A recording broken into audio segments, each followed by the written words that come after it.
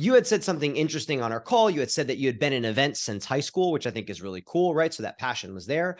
And then when you started working at Crawford and Company and took the job, you really took on the challenge of pulling everything together, right? We won't say it was chaotic, but we won't say that it wasn't. And that, you were really trying to say, hey, how do we organize these trade shows, get things a little bit more systemized and on track? So what I want to start with was kind of like, can you walk us through what it was like starting, first steps that you took? What was the process like? Yeah, so, coming in post-COVID, there was nobody there in the events department who could share their knowledge with me. So what I wound up starting with was diving into the archives, the digital archives, and trying to piece together what we'd done in the past. Looked at some post-event reports, but more importantly, pulled together the schedule of previous years. Where had we been exhibiting, and where were we present in the marketplace? So from there, I built a trade show and events calendar, and now it's grown to over 30 columns worth of information, from the basics to are we sponsoring, are we speaking, and who's attending the event. It's an evergreen document, and everybody in the company has access to it if they want it. And that kind of lowers the traffic to me for them contacting me and asking for the basics. I think that's good. And what I would love to talk a little bit about is, so it's interesting that you came in after COVID. There really was no one there to be like, hey, Dia, here's the history. Here's where we go. Here's why we do what we do. So you're kind of left to pick up the pieces. So walk us through a little bit of like the information, right? Like what you went and pulled, the research that you did to really understand the foundation of these shows, why you were there. Did you have success? Did you not? Well, it was multifaceted. The first thing I did was pull all that data together. So I had at least 5 years worth of history. And then the first year that I created this trade show calendar, there were over 125 events on there, but I wasn't sure what was real and what wasn't. Post COVID, were these shows still in existence? Were we serious about attending them? Were they just on the calendar just for grins? I don't know. So weeding through all of that in the first year was kind of hard, but we've got it down now to about 60 to 70 events a year. And I also spent time talking to people. I talked to the key stakeholders in the company. I talked to people on my marketing and communications team who had a history of working on these events.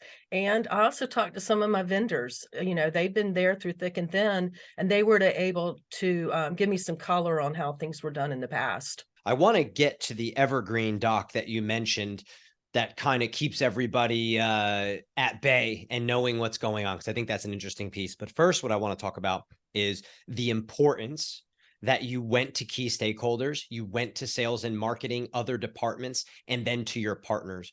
Give us a little bit of insight on what you asked, how those conversations went, and how they helped or didn't help. Well, I'm not afraid to ask dumb questions.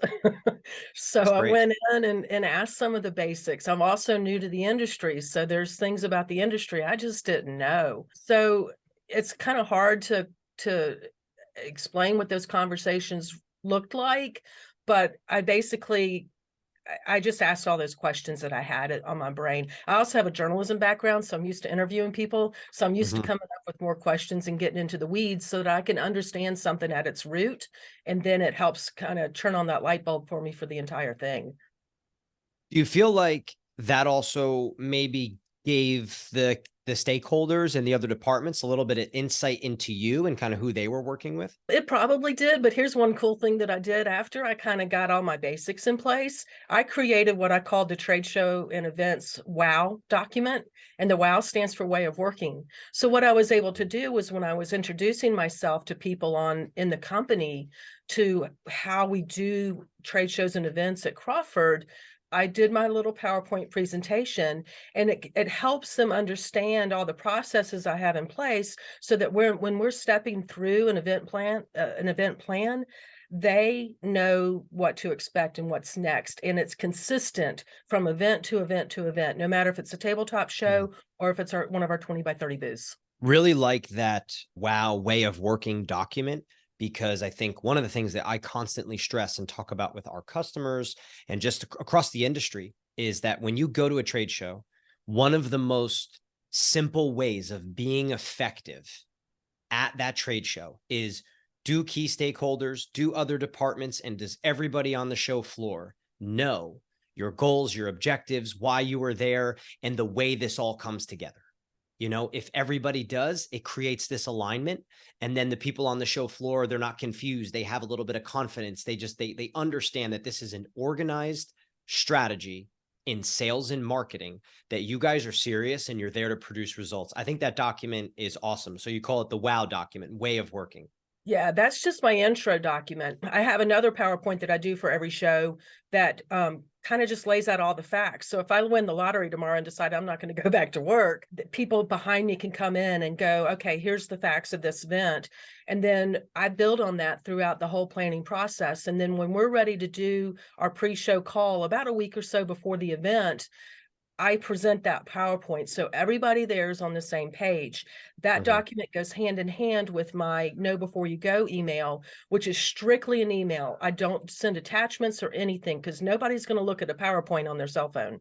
And so that Know Before You Go document has everything everyone needs to know who's going to be at the show, so that if the person responsible, say, for shipping stuff back has to go home early, somebody else can pick up the pieces and they know what to do. Really good stuff. Tell me about the Evergreen doc that you were talking about that kind of lives and everybody has access to.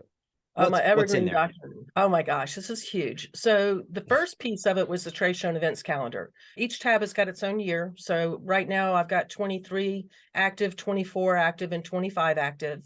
I also have a new thing on there that I worked with one of our marketing directors on. It's a tier. It's a marketing tier. So we kind of classified an event by how many people are attending, how much money did we put into it, are we sponsoring? And then we established from that tier level how much marketing support each event's going to get. Are they just going to get a pre-show social media post, or are we going to do, the full out blast with press releases and blogs and stuff like that? Also on my spreadsheet is a dashboard where I can visually keep up with how many events we're touching this year, how much money I'm spending on the events, how many people are attending things, how many things we've sponsored.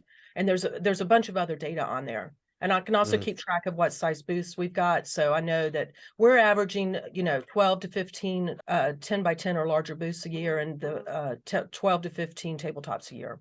So that's, I think for anybody who's really experienced listening to this, might be something that they're already doing, or they have a different way of doing it. But for an event marketer that's kind of newer and starting out and in charge of maybe a couple trade shows or a few, or thrown to the fire, I mean, that is regardless just excellent advice, because I think what you're doing is you are creating clarity throughout the organization as to, I mean, the document is saying, hey, like, we mean business with our trade shows and events. This is not a cost of doing business. This is not some like, yeah, we go just to go. This is like, hey, we are going because we are there to produce results. We're there to push company objectives. I love that piece. The second part that I love about it is that clarity that I'm talking about.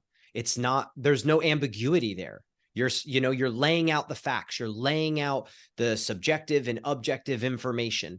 So when it comes time for budget, when it comes time to accelerate the program, decrease the program, cut budgets, you don't need to have this like ambiguity and subjective conversation. Oh, we're salesperson like, that trade show's no good, or an executive's like, I don't know what the event program does. Like, you're just cutting all that out with a lot of documentation and clarity. I think that's excellent. And I think it's such good advice for anybody listening. It really was a process. At the end of my first full year there, I had to go, why am I so exhausted?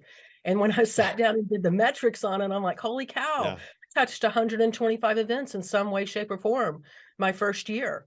We only went to 67 of them, but it helped explain a whole lot on why the year just went poof. Yeah, it's really good. But hey, you put the work in, you build the foundation, and then it makes things easier as you go, right? Exactly.